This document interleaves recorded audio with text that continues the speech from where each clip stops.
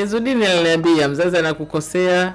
Alikwambia? Mzazi akikukosea, mzazi akikupatia vyovyote atakapokufanyia, ni mzazi ana mamlaka mbele ya Mwenyezi Mungu. Kwa hiyo huthubutu kumdai. Wewe niko radhi mimi na wewe tugombane kuliko mgombane na baba. Wewe umempa mwenyewe. Alikuomba, ndio ameniomba nimkopeshe. Ndio. Sasa tumia fikra. Mimi simdai mzee. Mimi mwenyewe namdai zangu. Na mkwe anadaiwaje sasa? Yaani ukimkopesha mkwe, sijui mama, baba, anti, dadako, samee. Yaani wape hela ambao waweza kuisamee. Ndugu akopeshwi wala rafiki akopeshwi. Mtagombana. Kama labda unataka kuwapunguza.